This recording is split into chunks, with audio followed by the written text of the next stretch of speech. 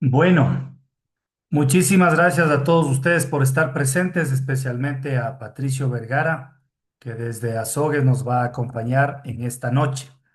El grupo de ingenieros civiles y ambientales de la Escuela Politécnica Nacional, como ustedes lo conocen, prepara conferencias todos los días viernes a las 7 de la noche, las mismas que son publicadas en nuestro canal YouTube y ustedes tienen acceso a todas ellas desde el año 2020. Patricio, a nombre de este grupo, te agradecemos infinitamente por tu voluntad de participar en este tipo de conferencias y explicarnos de manera muy profesional y amplia, con tu experiencia desde luego, sobre el cálculo y diseño de puentes de hormigón armado en arco parabólico biarticulado. Patricio Vergara Calles, ingeniero civil de la Universidad Católica de Cuenca, tiene estudios de maestría en cálculo, diseño y construcción de obras civiles en la Universidad Estatal de Cuenca, estudios de maestría en cálculo y diseño estructural en la Atlantic International University en los Estados Unidos. Es catedrático de la Facultad de Ingeniería Civil de la Universidad Católica de Cuenca, también en la Facultad de Ingeniería Mecánica de la Universidad Politécnica Salesiana, en la Facultad de Ingeniería Civil en la Universidad Católica Sede Azogues y consultor de proyectos de ingeniería. Presidente del Colegio de Ingenieros Civiles del Cañar en el periodo 2011-2012, delegado de la Comisión Técnica para el Dictado de Cursos y Ponencias del Colegio de Ingenieros Civiles de Cañar, gerente de la empresa de programación visual aplicada al computador, asesoramiento técnico, cálculo y diseño de estructuras de hormigón y acero, soluciones prácticas a los problemas complejos de ingeniería. Gerente de la empresa constructora de edificios de hormigón y acero, Construcciones PVC. Gerente de la empresa constructora de puentes de hormigón armado y acero estructural, constructora Puentes PVC. Asesor técnico en las empresas Graiman y municipalidades del Ecuador. Patricio, bienvenido. Puedes proyectar la presentación. Ya está para compartirlo e iniciamos la charla. Como ustedes conocen, la charla no tiene interrupciones y obviamente al final de la exposición entramos a las preguntas y respuestas por parte en este caso, de nuestro expositor.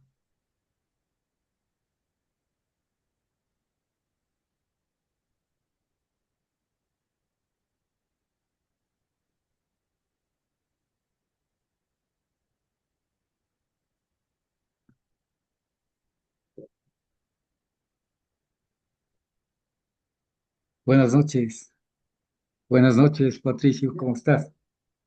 Bien, muchas Buenas gracias. noches a todos los amigos que están enlazados y gracias por la oportunidad de compartir este tema muy interesante que es el cálculo y diseño de puentes de hormigón armado en arco parabólico.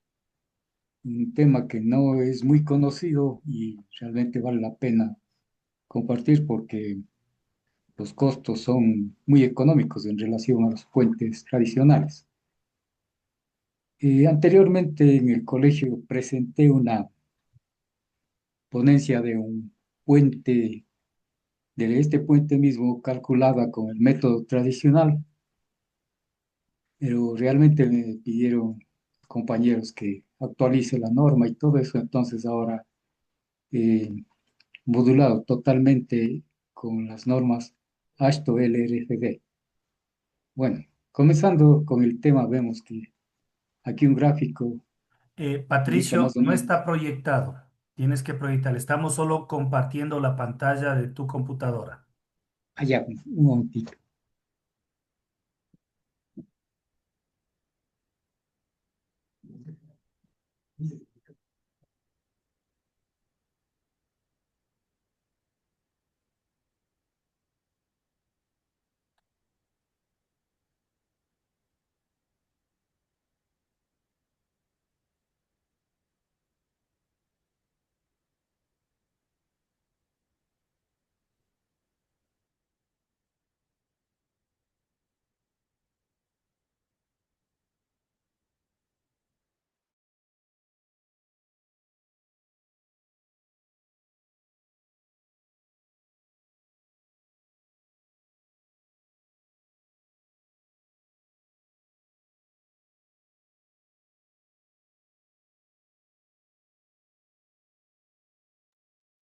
Bueno, tal vez ya se proyectó.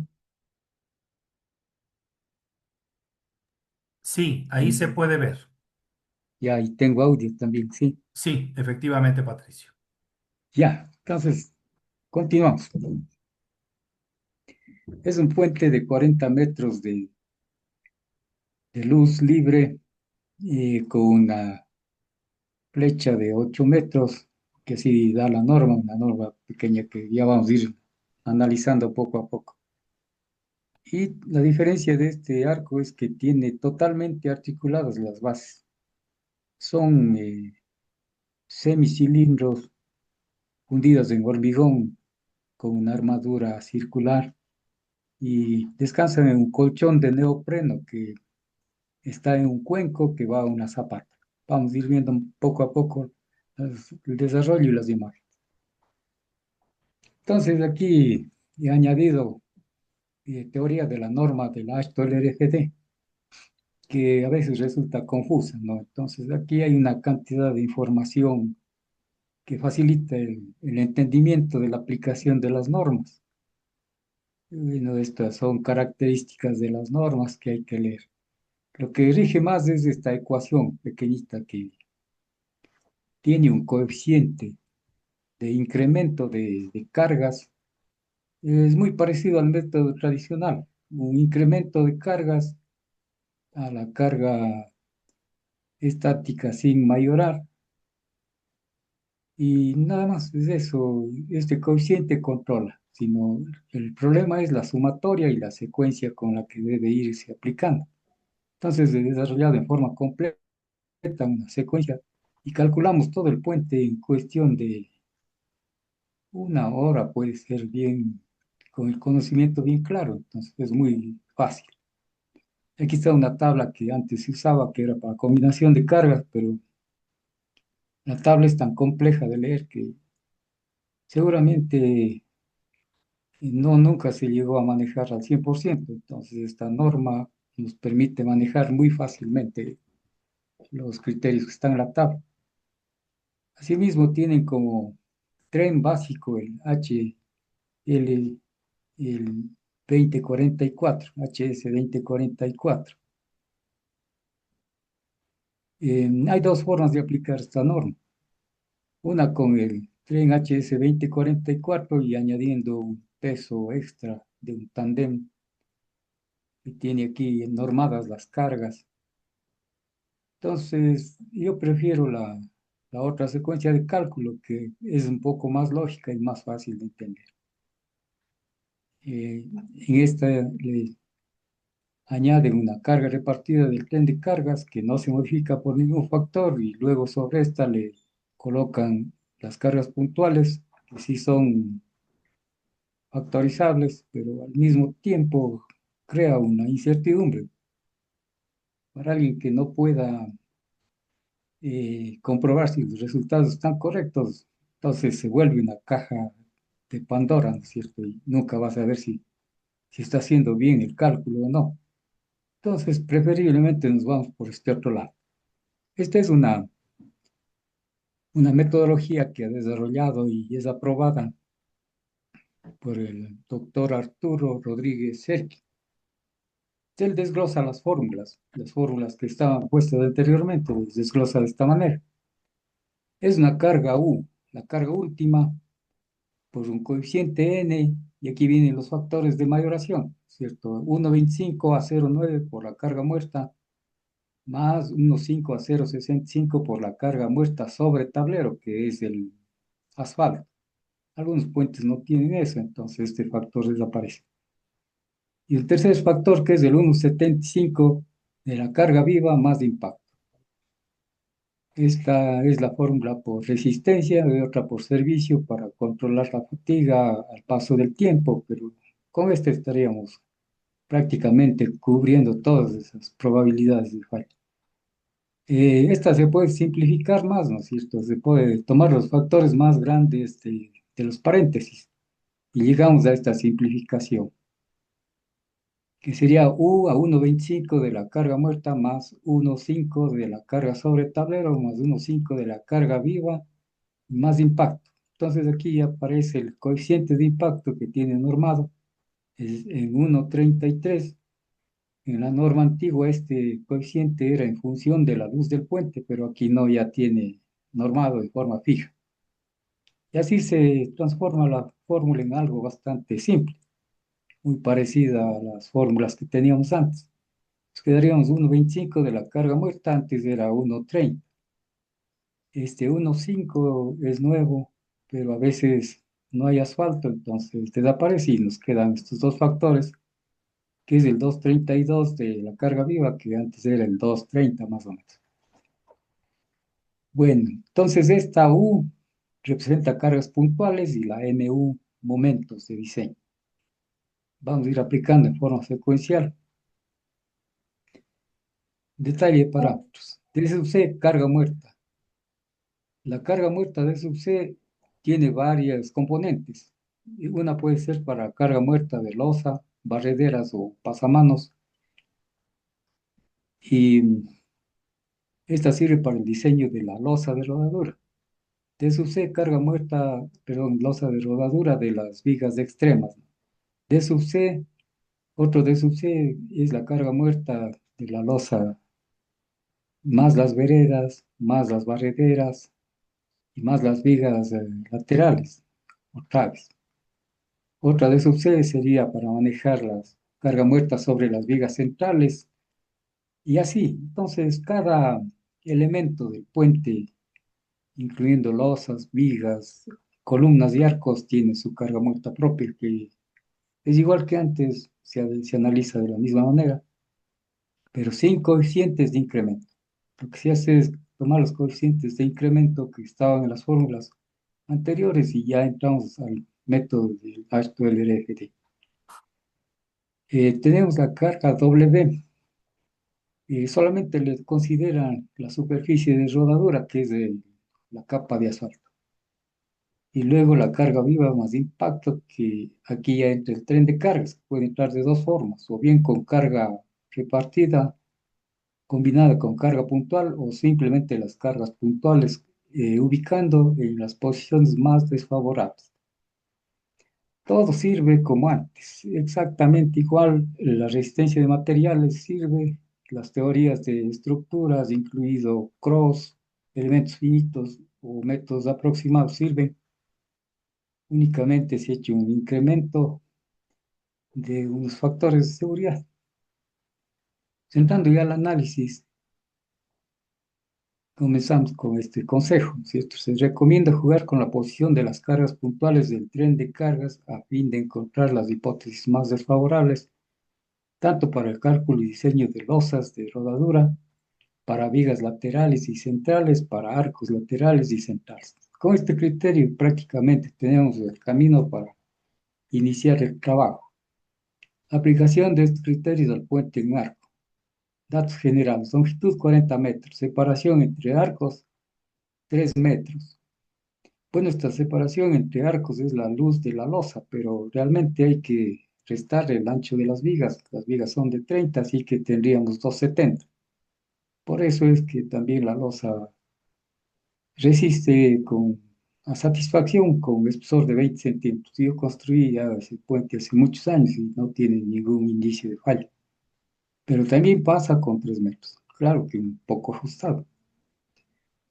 La flecha del arco viene normada entre 0,1 a 0,2. Un factor intermedio de 1,5 me da 8 metros de altura. Si el arco es muy tendido, tiende a ser una viga y los esfuerzos de flexión se complican. Mientras el arco sea más abusado, se transforma la flexión en carga axial en los arcos. Las veredas de voladizo son de 1,20, el espesor de 0,2, ancho de calzada de 7 metros más 2 metros serían 9 metros de ancho total.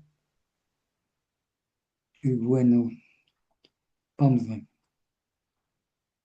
El ancho de la losa, las vigas bajo la losa, hay unas vigas que soportan la losa, son de 30 por 60 y tienen siempre la misma sección de las columnas pequeñas que van sobre el arco, porque el momento máximo que se genera en el nudo de una viga es el mismo que baja la columna. y este descarga en el arco. Y ahí se anula, cuando el arco se comporta de otra manera. Utilizamos una columna promedio para cuantificar los pesos, para transformar en cargas distribuidas y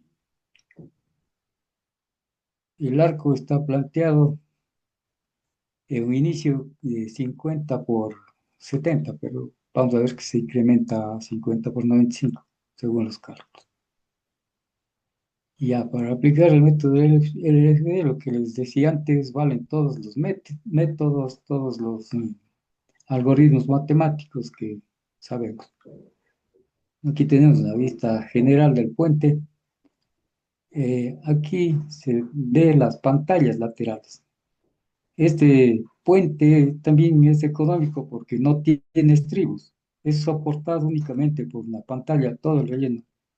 Una pantalla que va tejida entre las columnas y resiste todo el empuje. A su vez, ese empuje se transmite a las vigas longitudinales que funcionan como columnas y se disipa todo en el arco, volviéndole algo muy económico porque esta pantalla máximo salen de 25 centímetros por la pequeña luz que tiene entre columnas, ¿no es cierto? Son luces de 270 y el espesor de 25 es capaz de soportar todo esto. Y el estribo es una zapata con con dos placas, ¿no es cierto? Una vertical que absorbe el esfuerzo que se descompone verticalmente y una horizontal que se absorbe el esfuerzo horizontal que transmite el arco. El arco en su eje transmite carga axial, pero al llegar al apoyo se divide en dos componentes. También hay zapatas inclinadas, ¿no es cierto?, que están alineadas con el eje de la columna y tienen la zapata inclinada, pero realmente hay que tener mucho cuidado con ese tipo de construcciones porque probablemente empiezan a girar por la inestabilidad del cimiento o alguna falla en el suelo y puede volcar la estructura. Hemos hecho así, es muy estable, funciona bien y económico. Aquí hemos simulado la posición de los trenes de carga. Realmente yo personalmente confío más en el análisis de cargas puntuales en cada rueda y le movemos a lo largo de la losa de rodadura, cambiando la posición, vamos encontrando los máximos momentos. La carga distribuida como que ya es un poco medio ambiguo, ¿no? Que no se ve muy claro cómo es lo que está funcionando. Entonces, con este tipo de análisis me parece más garantizado el estudio, el método analítico. A su vez, la carga que va a las ruedas posteriores, ¿no es cierto? Igual a estas, se subdividen en dos cargas pequeñas. Entonces se disipa la tensión de compresión que va descargando las ruedas. Y si tiene tres ejes en la parte de atrás, esta misma carga se disipa en tres puntos. Eso ayuda mucho al puente para mermar sus esfuerzos.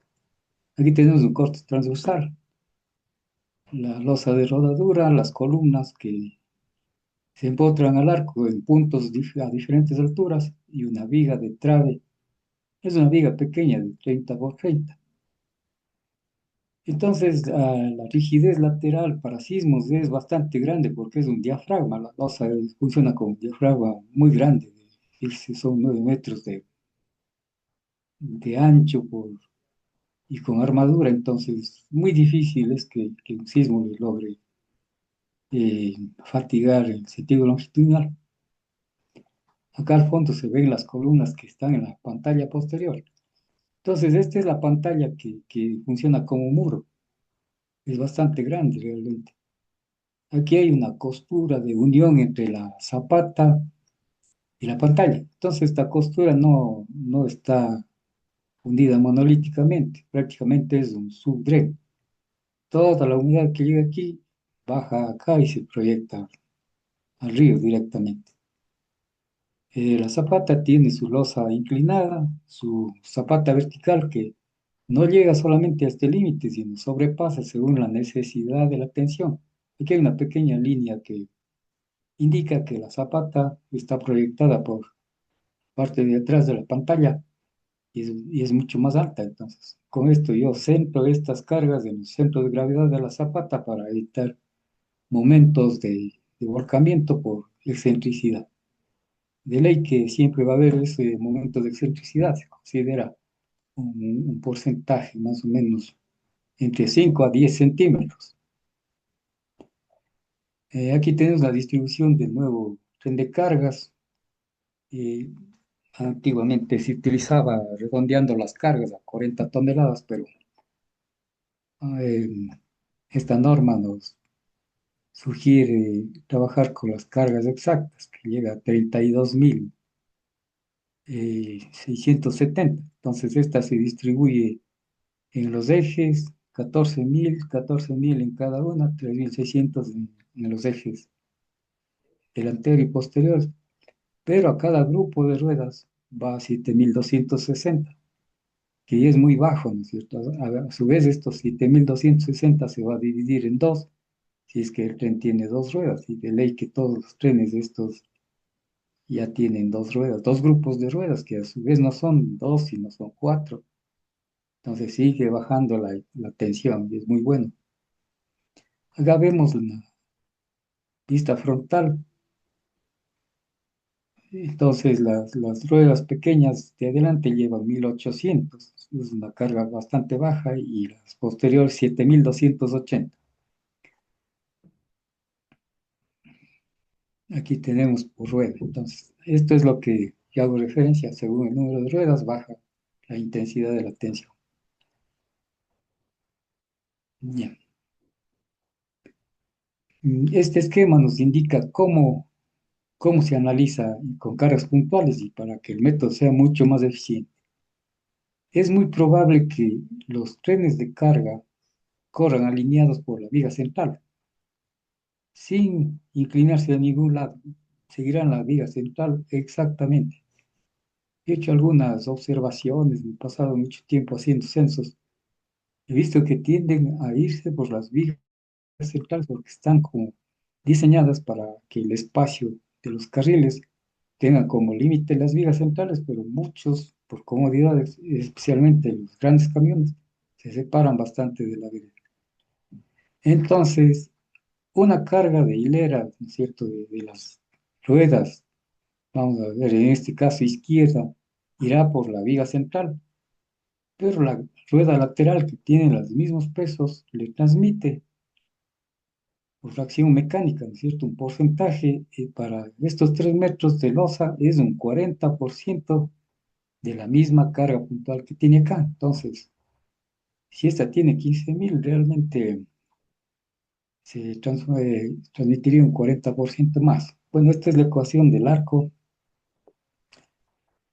Ya términos generales, como ya vimos, son CD cargas muertas, LL cargas vivas y M cargas de impacto, longitud total. Bueno, aquí tenemos ya el peso exacto del tren de cargas, 32.670, 40 metros, unas normas para elegir el arco, los espesores, dimensiones de los elementos que ya vimos.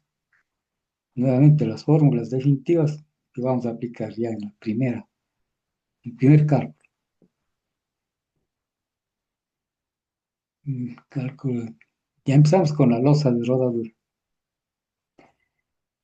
Calculamos únicamente la carga muerta, vamos a calcular la losa central, ¿no? Por asunto de tiempo, sí, nos conviene más bien calcular la losa de la franja central del puente, que tiene un ancho de 3 metros por un espesor de 0,20 por 2.400 y nada más. No incluye ningún coeficiente de incremento de cargas en esta etapa, a 1.440 kilos por metro lineal. Este es el peso repartido de la losa de rodadura, y con esto calculamos los momentos de distribución de esfuerzo, ¿no es cierto? Momentos al lado izquierdo, al lado derecho y momento central. Aquí hay unas formulitas muy simplificadas que nos ayudan a distribuir en forma segura. Son los métodos modificados de la CI. Estos son ajustados ya con coeficientes en base a modelos de computadora y a modelos que enlazan todo el sistema de la dinámica de camiones. Entonces tenemos el momento izquierdo, el central y el derecho que es el mismo. Entonces, de forma separada, vamos a analizar la carga viva. Esta es la carga muerta, ahora vamos a la carga viva del tren de cargas. Y es el caso más desfavorable en cuanto a de una losa, es en cuanto la rueda posterior se encuentre sobre el centro del vano de la losa. Entonces no le llega la carga total de las dos ruedas, simplemente es una rueda, ¿no es cierto? Vamos a ver un esquema, ya pasamos, perdón, un esquema. ¿Qué es esto, no es cierto? Lo que le puede pasar a la losa, lo peor que le puede pasar es que esta rueda coincida justamente en el centro del vano. Por acá tenemos el gráfico. Entonces, con eso calculo yo el momento al lado izquierdo y momento al lado derecho. Es un diagrama triangular que ya vamos a ver. Aquí está. Este es el caso más desfavorable para la losa. Una rueda posterior en el centro del vano. Y esto les hablaba el otro día de que como la carga se subdivide en dos cargas puntuales pequeñas que están separadas, un espacio mínimo de 20 centímetros más la mitad de los diámetros, llegando a unos 50, y más la proyección de la carga, hace que trabaje esta franja, la franja mínima que resulta haciendo cálculos de 3 metros de ancho. Entonces, si disipamos todos estos esfuerzos de flexión en una losa de 3 metros de ancho, no estaríamos cometiendo un error en absoluto, porque yo estoy trabajando con la franja real. Inclusive la franja es más grande todavía. Eh, Aquí está optimizada, 3 metros, y eso hace que las cargas de acero, la deformación elástica y todas las tensiones bajen. Inclusive los acartelamientos se disipan, ya no funcionan mayormente porque tenemos área para corte y flexión, y hace que las losas puedan ser más livianas, pero en todo caso es criterio de cada ingeniero, ¿no? Ahora, si concentramos esta carga puntual en una franja de 1 metro de ancho, obviamente que las cargas de acero son muy grandes, pero realmente no trabaja a 1 metro de ancho. Pues,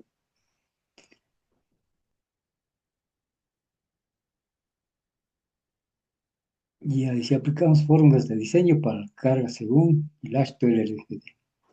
Entonces, ya tenemos los momentos del apoyo izquierdo, ¿no es cierto?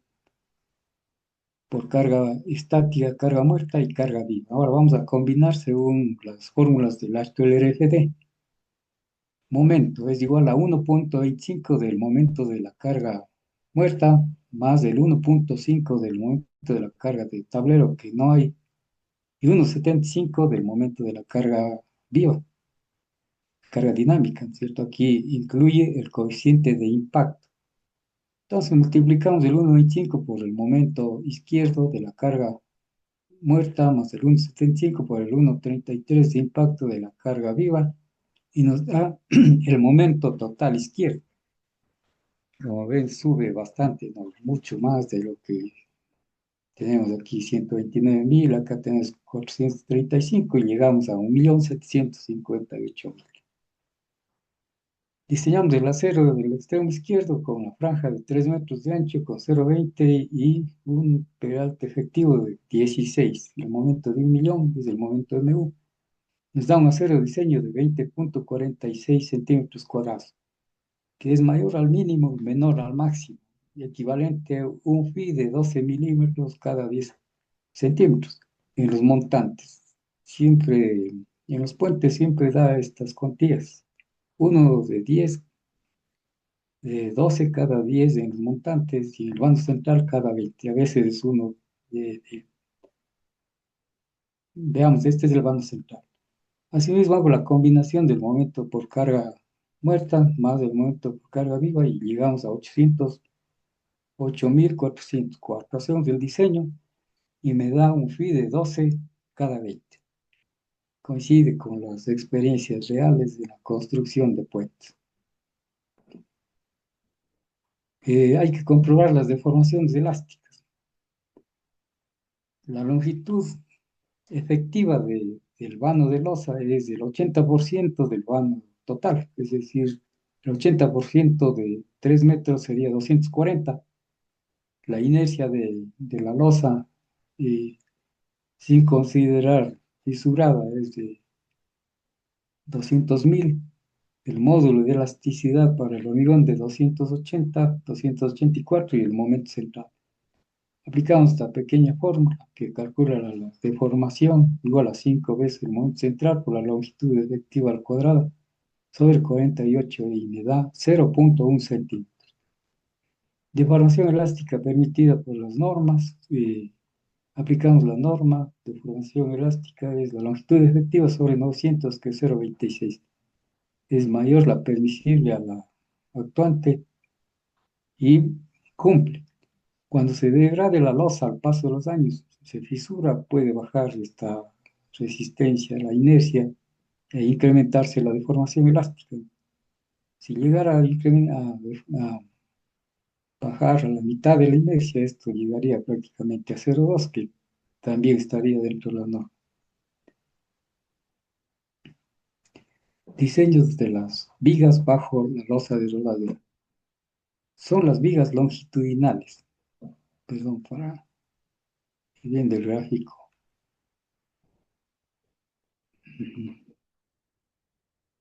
Está más abajo. Son estas vigas que son parte de la misma losa, pero que están importadas en la parte de abajo a las columnas. Esta es una vista lateral. Y la posición más desfavorable es que el tren de cargas coincida en el centro de su vano y asimismo disiparía la carga puntual en dos cargas secundarias. Esto pasaría a un vano y en el siguiente vano pasaría lo mismo, y considerando que el vano está cargado, el siguiente descargado, y así haciendo como un tablero de ajedrez, se va formando una cantidad de líneas de flexión, ¿cierto? Que va generando una cantidad de diagramas en cuestión de segundos. Cada vez que pasa un camión, prácticamente es como si estuviese sometido a un sismo. Entonces vamos a estudiar cómo encontrar estos diagramas que se ven complejos, pero que a la larga realmente no son mayor cosa. Veamos.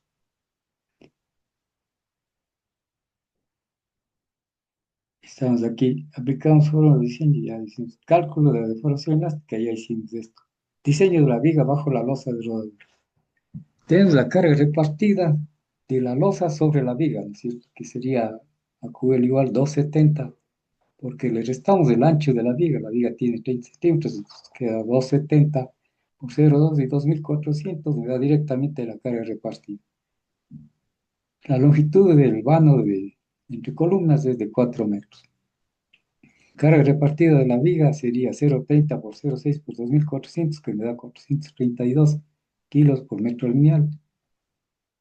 La carga de la losa más viga, si unimos estas dos cargas, eh, la norma nos permite, porque estamos sumando cargas del mismo tipo, ¿no es cierto? Cargas muertas, y llegamos a 2376 que corre sobre la viga.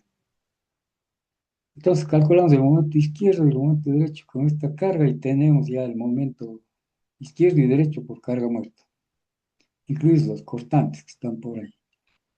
Hacemos lo mismo con el tren de cargas, con las dos cargas concentradas en el vano, y hallamos los momentos en el lado izquierdo y momentos en el lado derecho.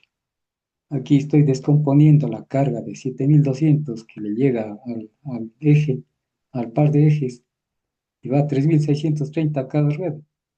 Pero estas deben afectarse con el 40% de la probable rueda que corre al lado, perdón, de la rueda fija del mismo tren que corre al lado. Y esto sucede cuando el tren va por la viga central. Entonces sube el 40%, se transforma en 5082. Con esto calculamos los momentos extremos que serían los momentos, aquí está acumulado, bueno, este es un diagrama indicativo de cómo se va a combinar todos los efectos. Pasemos al cálculo. Y, entonces, para iniciar este análisis de las cargas necesitamos el diámetro de la rueda, la separación en cada rueda, la longitud del vano y así se genera una dimensión A que disipa el momento.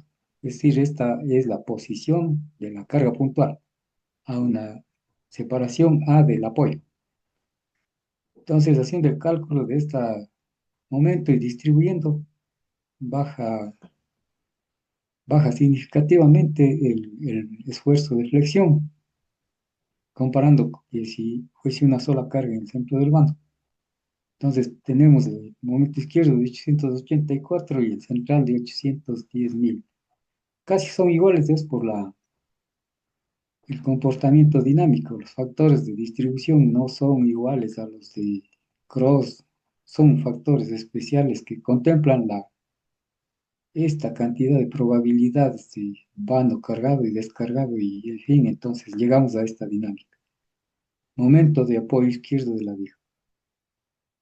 Entonces tenemos así el momento por carga muerta, momento por carga viva, aplicamos la misma fórmula del actual RFD y llegamos a 2.770.000 en el extremo izquierdo y también en el extremo central, casi el momento es igual, llegamos a 254.000 y como decía es por la dinámica. Si un vano está cargado y el otro descargado, prácticamente la viga se deforma mucho más y el momento se incrementa. Entonces, esta ondulación está representada aquí. Haciendo el diseño, llegamos al momento izquierdo, 14,57 centímetros cuadrados, que me da 6 barras de 18, y también en el vano central me dan 6 barras de 18. Entonces aquí tengo un esquema que me indica la posición de las barras, ¿no es cierto? Corre la cuantía mínima, que son 3 de 18, y estos montantes, que son 3 de 18, entonces van cubriendo todo el esfuerzo, todo el diagrama. Estas pasan tranquilamente porque aquí el momento se disipa, es la mitad más o menos del momento máximo. Son las armaduras. Bueno, entonces también verificamos la deformación elástica con la misma fórmula, con momento central, y llega a 0,20 centímetros. La permitida por las dos normas es 0,35 centímetros, entonces estamos cumpliendo bien con esa sección de viga. La columna central, tomamos el mismo momento, esto es lo que les indicaba que yo debo tomar el momento más grande de la viga, ¿no es cierto? Porque se hace nudo, claro que el otro extremo absorbe algo, pero por alguna razón, este momento se va hacia la columna casi al 100%. Entonces, sin pensar mayormente, hay que tomarse ese momento y hacer el diseño de la columna, más la carga que le llega, entonces asimismo carga muerta y carga viva, todo separado, y luego le unimos con las fórmulas de la Ashton. Entonces aquí aplicamos la carga puntual.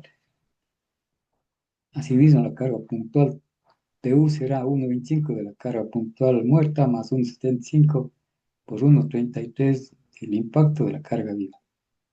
Entonces esta secuencia se va repitiendo y se va diseñando los elementos. Vemos que la carga puntual no le hace ningún efecto mayor a la columna, que es bastante baja, digamos, 32.225. Haciendo un cálculo con esta fórmula aproximada, me da columna de 24 por 24, pero no por acción del momento y equilibrio del nudo para que haya la compatibilidad de flexiones, debe tener la misma sección por lo menos de la viga superior. Entonces estas columnas pasan a ser de 30 por 60 y diseñamos con la cuantía mínima del acero, el 1%, y tenemos ya 7 barras de 18 en un extremo y 7 al otro extremo y las 4 barras complementarias. estas deben ser muy seguras, mucho más resistentes que las vigas, ¿no? Ya, aquí solamente estamos comprobando ya con fórmulas exactas que la columna resiste el momento de flexión de 2.777.000, inclusive un poco más. Pero no podemos bajarle el acero porque está con el mínimo prácticamente. El 1% en secciones muy grandes se vuelve mucho acero. En puentes rectos permite la norma no utilizar el mínimo porque es una cantidad inmensa de acero. O sea, se utiliza nada más el acero requerido. Ahora vamos al diseño del arco, que también se vuelve algo muy sencillo. Primero calculamos todas las cargas muertas que influyen en el arco. La carga de la franja de losa, la carga de la viga, la carga de las columnas transformada a cargas repartidas, la carga de las vigas trave y el peso del mismo arco, llegando a 4.132 kilos por metro lineal.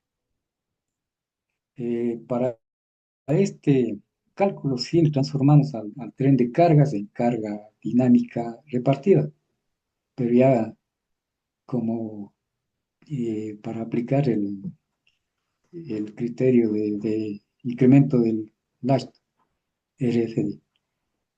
Calculamos el peso del tren de cargas con la carga de incrementada por acción de rueda lateral del mismo tren. Para hacer esta carga equivalente, esta no es igual a la carga equivalente que me da las normas AST. Realmente no tengo muy claro cómo le calculan esa carga, pero es bastante baja la que ellos presentan. Haciéndole un análisis ya matemático, esa carga es alta, es 7.240 por el 1,40 de la probable rueda lateral.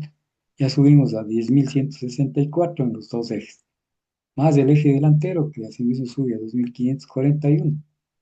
Ahora, la proyección del tren de cargas es 1 metro del centro de gravedad de ruedas, 9 metros entre ruedas traseras, 4,20 entre las ruedas delanteras y más 1 metro más de proyección, que tendríamos 15,20. Entonces, estas cargas se reparten en 15-20 metros y me da una carga repartida de 1.505 metros. Y la norma creo que me da 0,95, o sea, 950, esto es mucho más. Bueno, aplicamos la combinación de cargas para, perdón, aquí hacemos solamente una aplicación para cargas axiales, ¿no?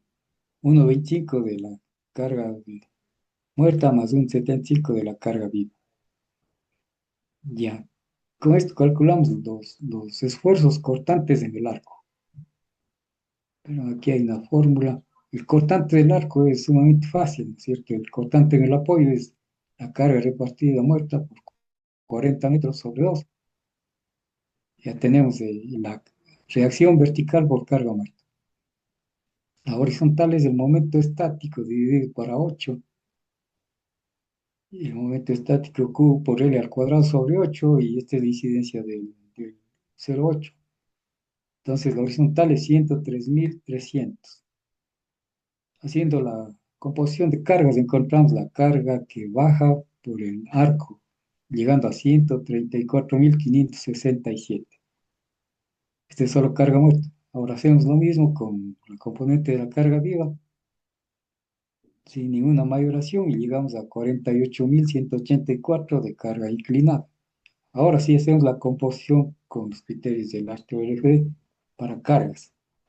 Sería 1,25 de la carga muerta, que son 134.000, más 1,75 por 1,33 de la carga dinámica, y llega a 280.357 kilos de carga concentrada inclinada en el arco.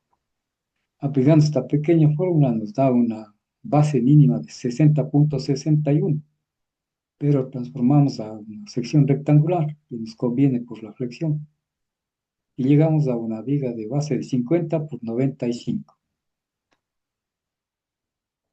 Aquí están los criterios de cómo las cargas van bajando únicamente por las columnas, ¿no es cierto? Todo esto se transmite, va bajando Cuando el tren está en la máxima posición, digamos, en el centro, la carga será mínima. Y cuando se acerca, se va transformando en una carga muy grande y la flexión asimismo va ondulando en cuestión de segundos. Entonces es una estructura dinámica bastante complicada. Y todo se transforma en flexiones en el arco y cargas que predominan las cargas puntuales. Y los esfuerzos constantes son simplemente igual al funcionamiento de cada columna, que no es mayor cosa, a descomponerse en dos componentes. ¿Sí?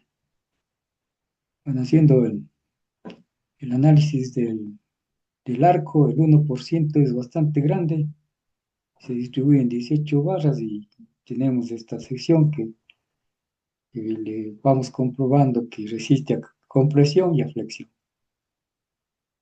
Diseño del arco por esfuerzo cortante. El esfuerzo cortante es equivalente a una carga puntual de una columna.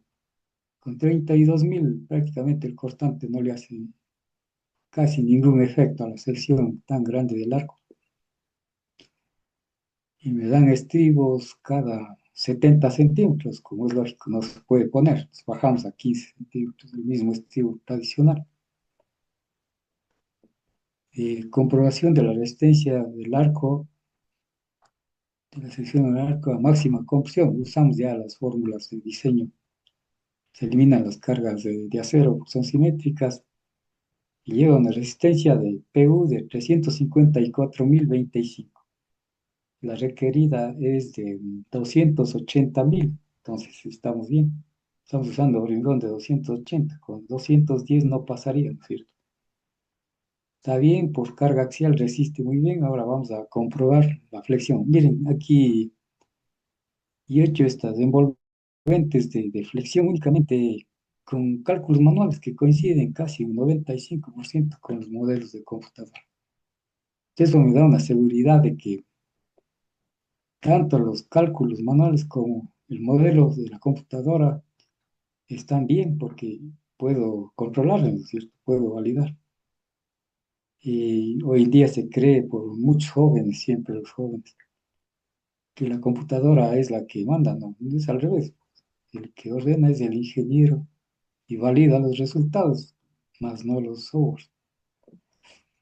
Entonces se puede hacer los envolventes de los arcos, de columnas, de todo. Pues, con esa seguridad yo solamente uso el modelo computarizado para comprobación. Calculamos el, el momento por flexión en el arco. Para calcular el momento flector en el arco usamos el medio arco cargado, que es el que mayor flexión produce. Aquí hay una ecuación muy pequeña que me ayuda a calcular el momento cuando tengo una carga viva. Únicamente con la carga viva se calcula porque la carga muerta le produce un equilibrante y se elimina prácticamente. Cuando el arco está cargado simétricamente, no fleja, se transforma en carga puntual. Habrá flexiones mínimas que se desprecian, pero la carga dinámica cargada excéntricamente produce esta flexión. Llegamos a 3.722.000 sin mayorar, ¿no es cierto? En todos estos cálculos sin mayorar para finalmente aplicar la carga, el criterio de mayoración y el asta. Como aquí no incluye la carga muerta, solamente factorizamos por la carga dinámica. Se transforma de 3 millones a 8.756.000, pero el arco me resiste 17 millones. Entonces, cubre tranquilamente. Acá tengo el cálculo del arco con esta formulita de columnas a flexión, los puntos balanceados, ¿no es cierto?, que están dentro del diagrama de Bresler en la parte baja. Estamos muy bien, estamos en la parte central, en zona segura. Estos son esquemas que más bien indican cómo la rótula funciona, ¿no? La rótula gira aquí una mínima fracción de grado sobre un colchón de neopreno. El neopreno está calculado para resistir y no fatigarse, ¿cierto? Es una capa de 10 hasta 15 centímetros, como de la intensidad. Esta se proyecta a una pantalla vertical que trabaja con la tensión horizontal del suelo, que es prácticamente la mitad de la tensión vertical. Todo eso hay que estimar. Entonces hay líneas de deformación, ¿cierto? Líneas de tensión. La tensión que transmite al lado es una tensión anular, grande en el centro y acá desaparece. Entonces aquí va una viga, en los otros diagramas estaba, una viga de repartición que me garantiza que todo este dado vaya a estar unido. Si no, este puede producir cortante y al final punzonarse y acabaría con el sistema. Pero es muy seguro, digamos, esta zapata es bastante grande. Produce un equilibrante que no le permite girar de ninguna forma al cimiento. Yo más duda tengo del otro sistema, que claro es obviamente en Estados Unidos usan una tecnología especial que pueden lograr fundir el inclinado y hacer la zapata inclinada, perpendicular al suelo. Y acá ellos funden otra zapata de apoyo. No, no es solo esta, es para evitar el volteo, ¿no es cierto? El volteo del cimiento. Si pasara eso, prácticamente sería el fin de la estructura. Entonces, aquí entramos a la carga equivalente por acción sísmica, que ya habíamos visto en modelos que corroboran los cálculos que están hechos. Finalmente, un plano completo de un arco que sería de replicar.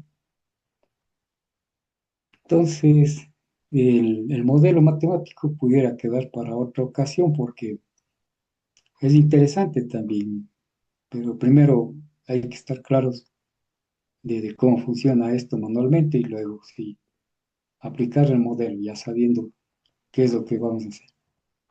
Eso es, Patricio, es todo lo que he preparado. Muchísimas gracias. Muchas gracias, Patricio, por la explicación y todos los cálculos correspondientes a este tipo de puentes. Estimados colegas y amigos, podemos iniciar con preguntas y respuestas en caso de haberlas.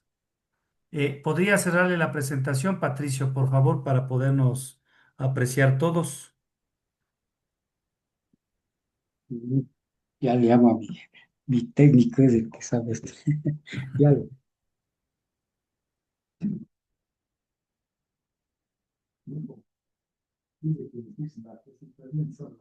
Como decía Patricio, la ventaja de este tipo de puentes es la reducción en temas económicos. Entonces, obviamente son metodologías que podrían facilitarnos enormemente el ahorro en la construcción de este tipo de estructuras mediante otro tipo de sistemas. Listo. Listo, colegas y amigos. Podemos iniciar el diálogo.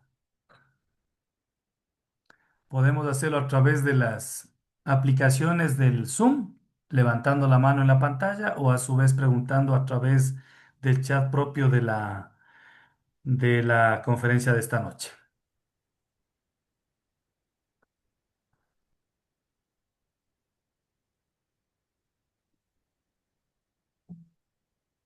Estamos muy tímidos en viernes, según veo. Félix Vaca, por favor. Ya que nadie pregunta, creo que voy a preguntar yo. Sí, es interesante la propuesta porque definitivamente la eliminación del estribo genera digamos, una economía. Obviamente que al tener un apoyo articulado, el problema es que el puente transmite una fuerza horizontal, lo que no hace el puente simplemente apoyado, o sea, el que digamos tiene el apoyo siempre a través de neopreno. Obviamente que este puente demanda la necesidad de que la cimentación tenga la capacidad de absorber una fuerza horizontal. Además es interesante porque el arco básicamente se genera una acción de axial y no es tan importante el tema de la flexión. Porque yo hice algunos como unos 80 puentes, 60 puentes más o menos donde hice doble arco utilizando la tubería de oleoducto. Y yo hice también ahí la cimentación importada. Realmente la cimentación resulta ser una cimentación inclinada que era perpendicular a la resultante de la fuerza, digamos, inclinada de todo el efecto, ¿no? Es una cosa que mucha gente no entendía por qué tengo una losa inclinada. Entonces, eso es interesante, ¿no? Y la duda que yo tengo es por qué no le has empotrado mejor, porque no le entendí bien el gráfico ese, cómo es que logra usted una articulación, porque no le veo la capacidad de rotar en el arranque del arco, ¿no? Sí, Porque ese detalle seguramente, si yo le entendí mal, no sé, está haciendo como que el arco puede penetrar o salir, no sé. Entonces, porque yo dudo que ahí está logrando usted una perfecta articulación. Yo he hecho, yo hice puentes así también, un puente, pero lo hice con una zapata inclinada y lo hice con un empotramiento, que es mucho más fácil, ¿no? Porque, sobre todo para carga vertical, pues el arco es el antifunicular de las cargas y es una fuerza pura compresión, ¿no? Entonces, yo no le comprendí bien y no sé, el tiempo del apoyo, ¿cómo es que usted dice lograr un apoyo 100% articulado? Eso es lo que en el detalle que yo vi no le comprendo. ¿Por qué? Porque yo creo que la cimentación en el arranque no tiene una libertad de giro como para decir que es una perfecta articulación. Además de que es interesante porque cuando yo tengo una flecha que es menor que la longitud sobre 4 en este tipo de estructuras, la carga horizontal es más importante que la carga vertical. Por tanto, hace usted muy bien de lo que yo vi en las proporciones, en que más andes el área de la losa en el sentido vertical más que en el horizontal. En todo caso, la propuesta es interesante y me recuerda a lo que yo también había y que a mí mucha gente no me comprendió y pienso que hasta ahora mucha gente no me ha comprendido. Si usted me permite, le presento, ¿me permite, Patricio? sí, claro, siga ingeniero. Ya, es este puentecito, ¿no? Que yo tengo aquí, Ah, que es, como usted puede ver, aquí prácticamente tengo triple arco y yo tengo una cimentación inclinada, ¿no? ujú, Bueno, aquí tengo doble arco. Bueno, aquí hubo un poco de problemas con digamos, la durabilidad de esta tubería de oleoducto, ¿no? Pero en todo caso, al principio es interesante porque yo tenía una losa inclinada, ¿no? Entonces, esos fueron algunos casos digamos, bueno, es otro caso aquí tengo, por ejemplo, otro caso donde yo tengo también tubería inclinada, digamos, en arco y obviamente y aquí tengo el doble arco y la cimentación tuvo que ser, digamos, empotrada, ¿no? Entonces, ujú. gracias. Entonces, eso nomás, perdón que ha metido. Entonces, sí, es interesante su Muy, propuesta, pero no tengo dudas. O sea, me quedó la duda de cómo logra articulación, porque yo sí, del detalle que yo le veo, no veo que sea una perfecta articulación. le Mejor, ¿por qué explico, no lo has empotrado mejor? le explico. Primero que es un semicilindro la base del arco, es un semicilindro de 70 de ancho y descansa en un colchón de neopreno. La elasticidad del neopreno le permite girar una pequeña fracción y con eso disipa totalmente. Pero, Y pero, pero, pero verá que una cosa que usted me parece que no está considerando en su cálculo es el hecho de que puede haber, entonces, al comprimirse el neopreno, va a ujú, generar usted un asentamiento, como ser un asentamiento diferencial, que le va a abrir un poquito el arco, ¿no? sí, no, sí está considerado. Lo que pasa es que en este Ha video tomado en cuenta, sí, ya. no le, no le he puesto En eso todo porque es caso, un le tema ya, felicito, es muy interesante la ya. propuesta, no me recuerda a lo que yo he hecho y espero que no le pase lo que a mí, ¿no? Espero que le crean, que le crean. No, ya hice yo uno, ya tengo algunos puentes y el que está hecho es de 40 metros, está muy bien. No le encontré porque en esas luces ya el momento de empotramiento es inmenso, es muy grande y me genera un problema económico en Es la que tiene usted cimentación. lo que quiera de área de losa, pues. Bueno, gracias. Pero el Esa hierro, era mi inquietud y le felicito. Muy bien, muchas gracias. ingeniero, gracias, doctor. Esa era mi duda, ¿no? De que la articulación no es completamente perfecta articulación. Ya, gracias. Tal vez si le ve esta imagen, no sé si pueden ver, Ya. si me sale una imagen ahí. No, no está compartida. Ya, este es le voy a enviar, Patricia, te envío encontré algunas fotos del proceso constructivo. Es interesante ver el puente, porque ese puente costó $400.000 y ahí había el proyecto para puentes rectos que pasaba el $1.000.000. Ahí hubo una polémica porque realmente no se pudieron llevar a plata. Ese es el problema. Por un lado solucionas económicamente y te metes en un problema. Y además, además, adicionalmente, usted necesita que el estudio geotécnico comprenda lo que está haciendo. Sí, sí, Porque sí. hasta ahora los geotécnicos no me han dado una buena respuesta sobre cuál es la capacidad portante y horizontal del suelo. Hasta ahora ningún geotécnico me ha respondido esa pregunta. Es de la mitad aproximadamente, pero se va degradando. Entonces, como estas profundidades son de 8 metros, estamos en un área segura. Sí está considerado todo esto. Ya, Es claro. interesante, Ok, gracias. ingeniero. Y como dice Patricio, ya están algunos puentes construidos con esta metodología en la zona austral del Ecuador, tengo entendido. Eh, Sí, son como unos 5 puentes grandes. correcto, entonces Mucho están que funcionando. para un puente que es de límite de 30 metros de hormigón armado, la viga llega a 250 más o menos. Pero este puente de 40 tiene apenas 95 y con una cuantía bajísima de acero porque no tiene casi mayor flexión. Ahí está el ahorro y el ahorro está en el estribo.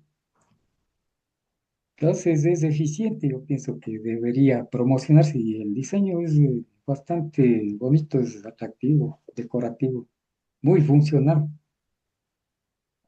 Ujú. Interesante. Edison Quispe hace una pregunta, Patricio. Dice, felicidades por la exposición, es muy buena. ¿A qué le llama longitud efectiva para el cálculo de la flecha admisible? ¿En qué zona del puente se considera? Gracias. La longitud efectiva es el 80% de la longitud entre apoyos. Es porque los 2/5 de la luz de la viga funcionan como voladizos y el que se deforma es a partir de la punta del voladizo, el tramo central. Entonces ese prácticamente es el 60% de la viga, pero se toma el 80 porque suma la flexión de los voladizos pequeños que se generan en los puntos de inflexión. Entonces esa es la longitud efectiva. En vigas empotradas al 100% en los dos extremos. En una que sea articulada empotrada, esa ya sube al 90%. Hay una tabla que regula esas separaciones que dan muy bien con el software, casi coinciden al 100%. Ujú. Ujú. ¿Alguna otra inquietud, estimados colegas? Este puente, Patricio, diseñado por usted, soporta cargas. Bueno, el MTOP manifiesta que los vehículos, o más bien dicho, los puentes soportan 48 toneladas básicamente. Entendería que es por carril 96. No sé si esto considera todo lo que usted ha planteado.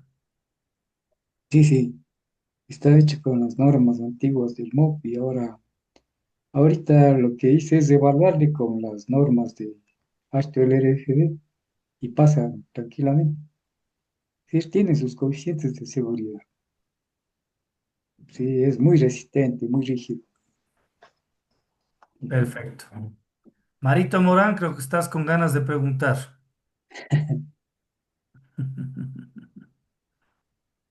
Estás sin audio, Mario. Mario, estás sin audio. Bien, es muy interesante la propuesta que ha hecho Patricio eh, para, para, fa- para facilitar la construcción de los puentes. Sin embargo, yo pienso que por la geología que tenemos en el país y los problemas de socavación que últimamente se han presentado, tenemos que pensar en un tipo de puente que nos separemos lo suficiente de las riberas del río, dentro de los taludes, porque el problema de socavación realmente está afectando mucho a los puentes. Por otro lado, se ha demostrado a lo largo de muchos años, se ha demostrado que las normas ASHTO, como están concebidas, nos aseguran un buen funcionamiento del puente para diferentes cargas. Eh, por ejemplo, yo en la experiencia que tengo, puentes calculados para el HS-20 o, o los similares de estas, eh, puentes calculados para esa carga, que más o menos corresponden al orden de las 55, 60 toneladas. Yo he hecho pasar camiones hasta de 90 toneladas y no se ha tenido ningún problema.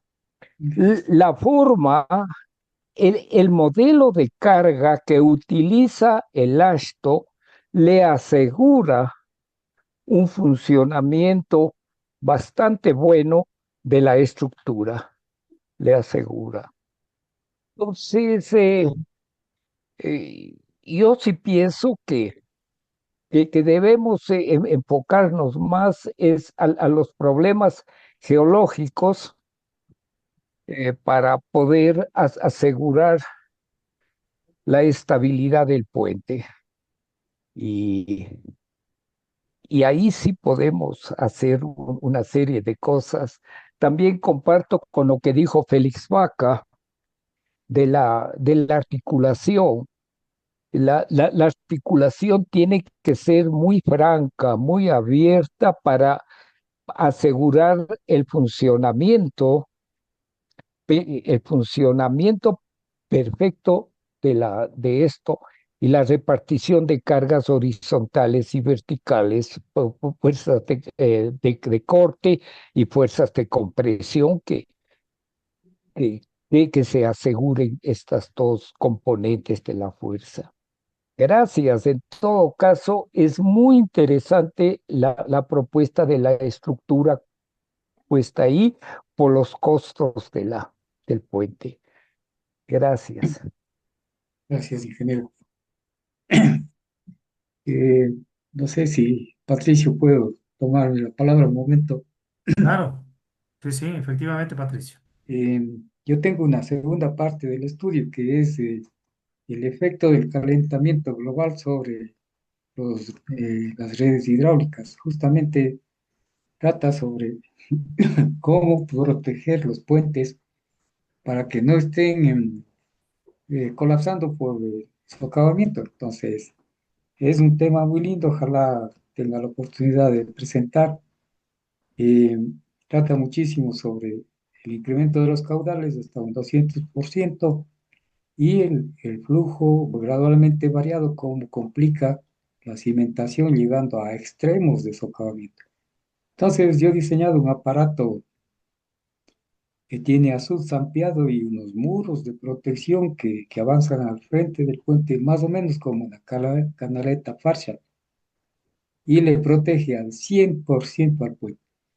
También desarrollé un muro que tiene un labio frontal que no le permite colapsar, a menos que se socave en 3 metros. Y son soluciones económicas. Entonces, enlazar la hidráulica con el calentamiento global y los problemas que están pasando actualmente es algo muy, muy excelente para ingeniería, entra muchísimo hidráulica, diseño hidráulico, energías. Ojalá se le dé esa posibilidad y yo pudiera participar con esa ponencia. Mm. Por supuesto que sí, estás comprometido, Patricio, para una fecha programarte y hablar justamente este punto tan importante que es la protección de los estribos y de las cimentaciones de los puentes. Hay una pregunta en el chat. Dice Joaquín, ¿puede explicar de manera ligera la metodología de construcción? La metodología constructiva es en el siguiente orden. Bueno, primero los estribos, como siempre hacemos, del izquierdo, luego el derecho, y necesariamente hay que hacer una garganta para cortarle el vano de la luz del río y proyectar vigas de acero. Eh, yo te envío tengo unas fotos con estas vigas de acero que son realmente calculadas para soportar el peso por lo menos del medio arco. Nosotros constructivamente hemos fundido la mitad del arco, porque realmente el arco completo es muy pesado. Entonces el medio arco trabaja y aliviana ya las cargas y permite armar las columnas y el tablero que se importa directamente. No da ningún problema constructivo ni juntas, no se ha visto porque siempre dejamos también conectores de barras de acero en el hormigón. Entonces, ese es el método constructivo, hacer primero los arcos y luego ya sobre los arcos con resistencia se puede levantar las losas tranquilamente, siendo otros encofrados secundarios. Ujú. Gracias, Patricio. Marcelo Saldarriaga, por favor. Muy buenas noches. ¿Sí me escuchan? Sí, Marcelo, te escuchamos. Muy buenas noches, un saludo con todos. Quería hacerle dos preguntas. Ingeniero Patricio, un poco ahondando sobre el tema que había comentado el ingeniero Vaca. Con respecto a la componente horizontal que tenemos de puente, que en este tipo de estructuras es bastante grande, ¿qué consideraciones hizo en cuanto al tema del suelo para determinar o limitar los deslizamientos y la probabilidad de rotación de la cimentación? Y segundo, al ser un apoyo simple, ¿qué medidas se tomaron para, si es que yo tuviera una carga lateral perpendicular al puente como una sísmica, para que los apoyos no deslicen por fuera de de la cimentación? Gracias. Ah, sí, primero que se hicieron ensayos de mecánica de suelo, tanto en sentido vertical como en sentido horizontal, para tener una idea de la resistencia lateral del suelo. En todo caso, se mejoró con material de mejoramiento y rocas pequeñas, muy compactadas, creando un apoyo horizontal.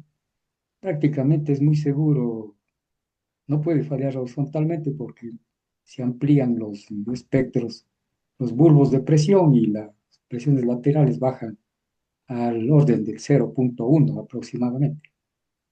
Y bueno, igual en la losa vertical, entonces yo creo un par equilibrado que garantiza que el puente no gire. Y la otra pregunta, ¿qué era? Sobre qué me olvidé de qué era. La segunda Eh, pregunta. que al ser el apoyo simple, si es que yo tengo una carga lateral perpendicular Ah, ya, ya. al Sí, puente, puede salirse de los no, apoyos. tiene topes laterales, porque este va enfundado en esa estructura de hormigón y tiene topes que están a una distancia mínima de 5 milímetros. Entonces, cuando haya un posible sismo, obviamente que va a deslizarse, pero va a topar en estos pequeños topes y el puente se mantiene. Ya ha pasado algunos sismos bien grandes y no tiene nada. Está bien. Perfecto. ¿Alguna otra inquietud, estimados colegas y amigos? Hoy han estado poco preguntones, según observo. De todas maneras, Agradecerte muchísimo, Patricio, por tu exposición, por esta metodología muy interesante, por esta experiencia que nos has transmitido de que ya existen 5 puentes en la zona del Austro Ecuatoriano funcionando y sobre todo por este ahorro increíblemente alto en lo que significa a los clásicos puentes. Te hemos comprometido también para hablar sobre el tema de la erosión y la protección de los estribos y de cada uno de los puentes para una próxima oportunidad. A los 28 colegas y amigos que se han juntado en esta noche, agradecerles por su participación e invitarles al mismo tiempo para la próxima semana. La próxima semana tendremos una charla, si no me equivoco, sobre minería, uno de los temas importantísimos en el Ecuador que permitirán el desarrollo económico, pero al mismo tiempo también hay que revisar cómo impactarán en los temas ambientales que no solo el Ecuador, sino todo el mundo están soportando en estas últimas temporadas. Así que muy gentil, Patricio, una feliz noche a todos ustedes, un feliz fin de semana a todos ustedes. Y como es de costumbre nuestra, pero me parece que ya se nos ha ido. Ah, no, aquí está Orlando. Así que Orlando del brindis de la noche. Muy gentil, una feliz noche. Gracias, gracias a ustedes. Muchas gracias. Chao, chao. Dale. Hable serio. ¿Qué pasó, pues, Orlando? Faltó la cerveza artesanal de tus Bueno, barriles personales.